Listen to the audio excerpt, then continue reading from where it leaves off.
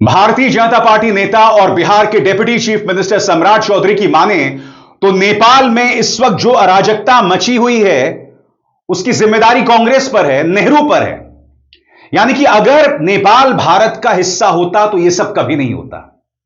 यहां पर दो चीजें सामने उभर कर आती हैं। पहली बात, हर चीज का दोष नेहरू पर मत दो, और दूसरी बात, नेपाल का अपमान। मैं आपसे एक सवाल पूछना चाहता हूं। नेपाल में इस वक्त उथल पुथल है, वहां पर अराजकता का दौर है, वहां का युवा सड़क पर है, भ्रष्टाचार को लेकर वो अपनी आवाज बुलंद कर रहा है, भ्रष्टाचार के खिलाफ अपनी आवाज को बुलंद कर रहा है। मगर भारतीय जनता पार्टी के नेता क्या कहते हैं कि नेपाल अगर भारत का हिस्सा होता तो यह नहीं होता। मैं आपसे एक सवाल पूछना चाहता हूं, क्या एक संप्रभु राष्ट्र यह सुनना चाहेगा?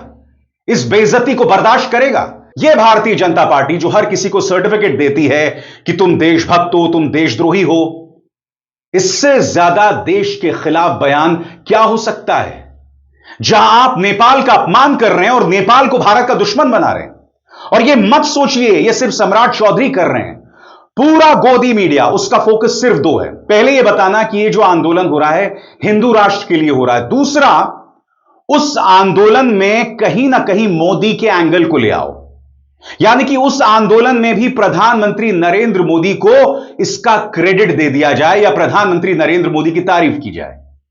इस सब की चर्चा मैं करूंगा पूरे प्रमाण के साथ, क्योंकि गोदी मीडिया और भाजपा जो कर रहा है वो राष्ट्रहित में नहीं है। दोस्तों, नेपाल की जनता में नाराजगी पैदा करना है भारत के खिलाफ, और यह राष्ट्रहित कभी नहीं हो सकता। सबसे पहले सुनिए बिहार के डिप्टी चीफ मिनिस्टर सम्राट चौधरी को, जो दोष मढ़ रहे हैं पुरानी सरकारों पर और यह भी कह रहे हैं कि नेपाल अगर भारत का हिस्सा होता तो यह सब नहीं होता। देखिए, ये सब कांग्रेस की भूल है। अराजकता इसलिए हो रहा है कि कांग्रेस ने इन देशों को अलग रखा।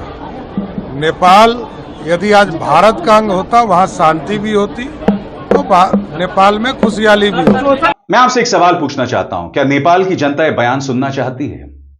बताइए।